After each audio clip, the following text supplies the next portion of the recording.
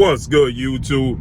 It's your boy, Blue Blood Sports TV, back at y'all with another one. So, undefeated 2-division world champion, reigning WBC middleweight world champion, Jermall Charlo, 32 wins, no loss and no draw, 22 wins by way of knockout. He'll be 32 years of age next month. 6 feet tall with a 74-inch arm reach. He was on HOTBOX. He was featured on HOTBOX with legendary retired Hall of Fame iconic superstar boxer Iron Mike Tyson and Hall of Fame legendary iconic National Basketball Association basketball player Paul Pierce. Paul Pierce is Iron Mike Tyson's co-host on the show. And Jermall Charlo's on the show. And obviously Jermall Charlo's promoting his upcoming fight that's scheduled to take place June 18th. Juneteenth weekend, Houston, Texas, and he's going to fight against Macy Selecki, okay? This is not the fight that people wanted to see Jermall Charlo in. Everybody wants to see Jermall Charlo in the biggest fights.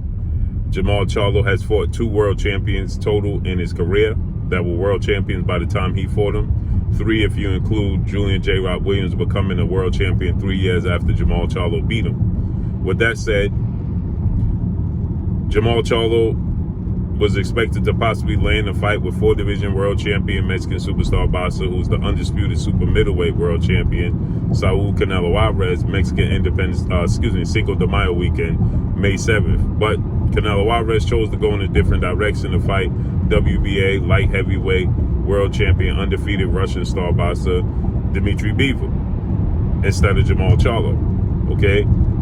Then Jermall Charlo was in talks to face off against former world champion Mexican superstar undefeated boxer who is a middleweight title contender now in Jaime Munguia, but that fell through. That means Jermall Charlo, he ended up fighting he's ended up with the opponent of Macy Selecki, a guy who's lost twice. He lost to Demetrius Andrade, he lost to Danny Jacobs, okay? And so his fight prior to that was a year out the ring was Juan Marcel Montiel. So he's not fighting big names. Prior to that, he fought Sergey Derevyanchenko. That's a good fighter, but he's never been a world champion. I think that's actually the best fighter on his resume, okay? And so everybody wants to see him fight the biggest fights. There's a guy who's been calling out his name since Jermall Charlo made mention of his name, and that's undefeated 2-time WBC super middleweight world champion Mexican superstar boxer David Benavidez. 25 wins, no loss and no draw. 22 wins by way of knockout. 25 years of age. 6'1" with a 75-inch arm reach.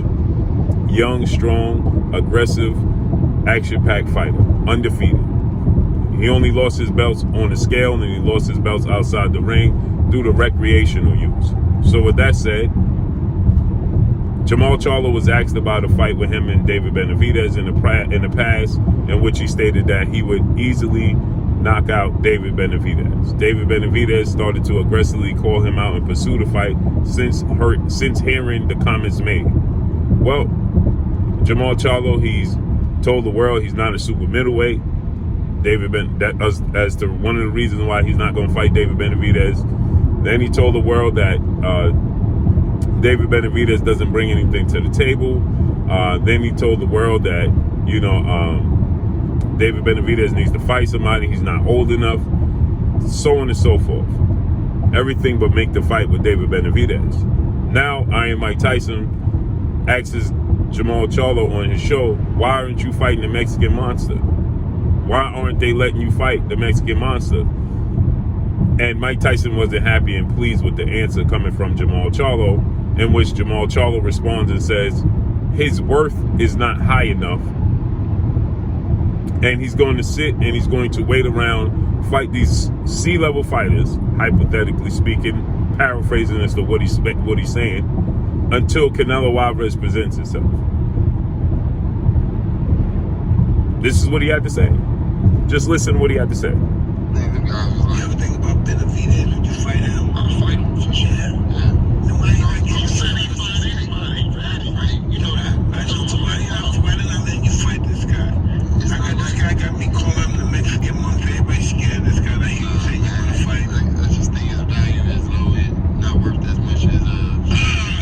He said his value is low and is not worth fighting. But you fighting Macy Selecki, who lost to Demetrius Andrade and Danny Jacobs. What value is there in fighting him? You fought Juan Montiel prior to that a year ago. You've been out the ring for a year. You fought Juan Montiel once in 2021. What value do you have in him? Then you fought once. Now you're going to fight a year later against Macy Selecki. And where's the value in him? Listen to Mike Tyson response.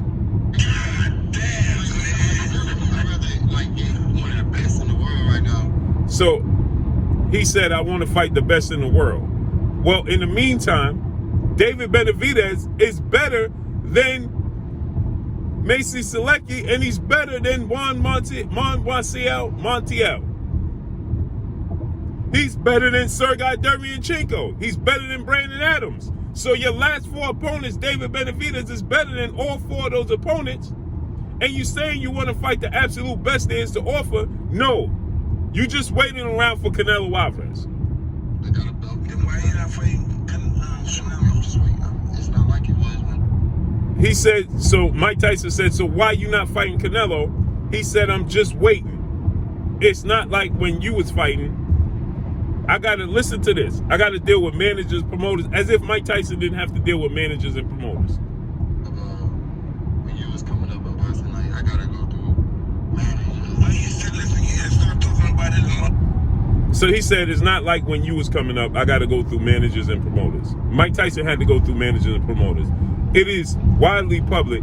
It's one of the biggest things in the sport of boxing that took place, where we know with Don King and Mike Tyson. We know what took place with Don King and Mike Tyson. So you're saying that it's not like when Mike Tyson was coming up, you got to deal with managers and promoters. Mike Tyson was dealing with Don King, who had people on his payroll that Mike Tyson never even met. Long lost relatives of Don King was on Mike Tyson's payroll. So what do you mean Mike Tyson? It wasn't like when Mike Tyson was coming up. Yeah, Mike Tyson had a situation. There was plenty of roadblocks. When he fought Lennox Lewis, he was on Showtime. Lennox Lewis was on HBO. They had to do a joint promotion. Right? There's much didn't change from your era to his as far as the business goes in the sport of boxing. If anything, it's gotten easier to promote your fights and make bigger fights because social media era didn't exist in Mike Tyson's time. So you actually have it easier to make these bigger fights because social media wasn't in existence like it is now to allow you to make these fights. So he says that he's waiting around for the big fight with Canelo Alvarez. No, you're just waiting around for one fighter. You're not trying to fight the best there is to offer. You're just trying to fight one guy who you consider to be the best fighter there is to offer because he represents a massive payday. And that's it. Because if you're looking to fight the best there is to offer, you would be looking to fight David Benavidez, who is better than he's better than anybody on his resume. Anybody on Jermall Charlo's resume, currently as it stands, David Benavidez is arguably a better fighter than everybody on Jermall Charlo's resume right now as it stands. And so you're saying that you're looking to you're just looking to fight the absolute best there is to offer. David Benavidez is the best there is to offer. To say his stock and his value is not high. But what about the guys you just fought? You fighting Macy Selecki. Okay? Lost twice. You fought Juan Montiel. He already had 4 losses and 2 draws. You fought Sergey Derevyanchenko. He already had 2 losses. You fought Dennis Hogan before that. What value did he bring to the table? What value did Dennis Hogan bring to the table? Prior to that, Brandon Adams. Prior to that, Hugo Centeno. Prior to that, Sebastian Hyland.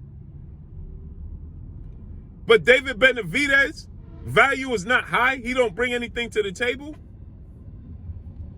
This is what's wrong with the sport of boxing, man. The best don't want to fight the best, period. It's abundantly evident that the best are just not looking to fight the best. And it's sad.